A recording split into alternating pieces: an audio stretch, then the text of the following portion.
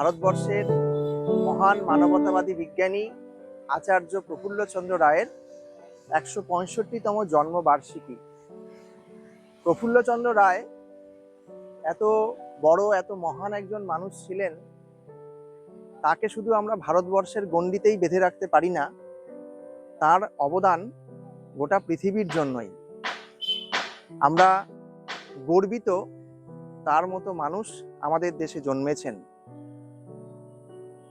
আজ আমরা progress science and cultural ফোরামের পক্ষ থেকে এখানে হাবড়ায় আচার্য প্রফুল্লচন্দ্রের যে মূর্তি রয়েছে প্রফুল্লনগরে, সেখানে আমরা সকালে এসেছি। সবাই আমরা তার মর্মর মূর্তিতে পুষ্পার্ঘ অর্পণ করেছি, মাল্যার্পণ করেছি, করে তাকে শ্রদ্ধা জানানোর জন্য আমরা এসেছিলাম। এবং আজকে আমরা রাতে তার অবদান সম্পর্কে একটি অনলাইন আলোচনা সভারও আয়োজন আমরা করেছি।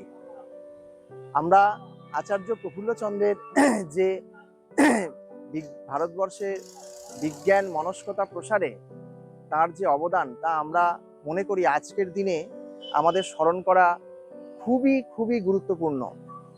আজ আমরা চারিদিকে যখন দেখতে পাচ্ছি অবিজ্ঞান, অপবিজ্ঞান, অন্ধভক্তির ঢেউ চারিদিকে ছড়িয়ে দেওয়া হচ্ছে, অন্ধকারের শক্তির বারবারন্ত, তখন আমরা যারা আলোক সন্ধান করতে চাই, ভারতবর্ষের সমস্ত স্তরের মানুষ যারা আলোক সন্ধান করতে চান, পৃথিবীর সমস্ত স্তরের মানুষ যারা আলোক সন্ধান করতে চান, তাদের সকলের কাছেই আচার্য প্রফুল্লচন্দ্রের জীবন সংগ্রাম ও শিক্ষা তাদের সকলের জন্যই প্রয়োজনীয়।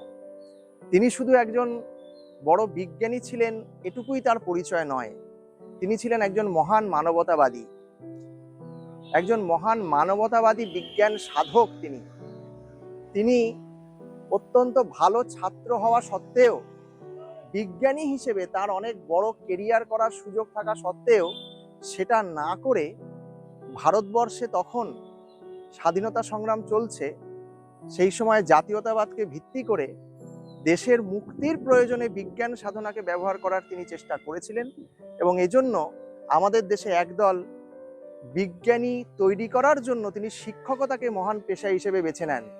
এবং এজন্য আমরা পেয়েছি তার ছাত্র মহান বিজ্ঞানী সত্যেন্দ্রনাথ বসু, মেঘনাদ সাহা সহ আরো অনেক মহান বিজ্ঞানীদের, যারা ভারতবর্ষের মুখকে উজ্জ্বল করেছেন পরবর্তীকালে। এই সকলের প্রিয় আচার্যদেব ছিলেন তিনি। আবার আমরা জানি তিনি একটা অসাধারণ গ্রন্থ রচনা করেছিলেন, তার নাম the history of Hindu chemistry. এর মধ্যে দিয়ে তিনি দেখিয়েছেন কিভাবে আমাদের দেশে, ভারতবর্ষ সহ বিশেষ করে এই বৃহত্তর যে ভারতবর্ষে একটা সময় প্রাচীনকালে যে জ্ঞান বিজ্ঞান চর্চার অগ্রগতি ঘটেছিল, কি করে সেটা পরবর্তীকালে মধ্যযুগে, সামন্ত যুগে এসে বন্ধ হয়ে যায়, কি করে শঙ্করাচার্যের মায়াবাদী বৈদান্তিক দর্শনের প্রভাবে এবং আমাদের দেশে যে হিন্দু ব্রাহ্মণ্যবাদী যে জাতপাত, তার প্রভাবে এবং অন্ধভক্তির জন্য কি করে তা আমাদের ভারতবর্ষের বিজ্ঞান সাধনা ক্ষতিগ্রস্ত হয়, এটা তিনি সেখানে দেখিয়েছেন। আমরা আজকের দিনে আমরা স্মরণ করি তার সেই মহান বক্তব্য যে বিশ্বাস ও অন্ধভক্তি দিয়ে আর যাই হোক, বিজ্ঞান সাধনা বাঁচিয়ে রাখা যায় না। আমরা আজকে সর্বত্র এই যে কোনো যারা বিজ্ঞান মনস্ক মানুষ, আমরা আজকের দিনে যারা সারা পৃথিবী জুড়ে আলোর সন্ধান করতে চাই, আমাদের দেশ সহ এই সমাজটাকে আগামী দিনের নতুন উজ্জ্বল ভারতবর্ষ গড়ে তুলতে চাই, আমরা যারা প্রগতির দিকে এই দেশটাকে এগিয়ে নিয়ে যেতে চাই, তারা সকলেই আমরা আজকে এই মহান মানবতাবাদী বিজ্ঞানী আচার্য প্রফুল্লচন্দ্রের এই মহান উক্তিকে স্মরণ করছি যে আজকে বিজ্ঞান মনস্কতা চর্চার জন্য চাই অন্ধবিশ্বাস ও অন্ধভক্তির বিরুদ্ধে সংগ্রাম, চাই যথার্থ যুক্তি, বিজ্ঞান এবং যথাযথ যুগোপযোগী দর্শনকে ভিত্তি করে আজকের দিনের সত্য সাধনা। ফলে আমরা সবাই সত্যানুসন্ধানী হতে চাই, সত্যকে আমাদের জীবনে বরণ করতে চাই, এবং এজন্যই আচার্য প্রফুল্লচন্দ্র আমাদের সকলের কাছে বরণীয়, শ্রদ্ধেয়।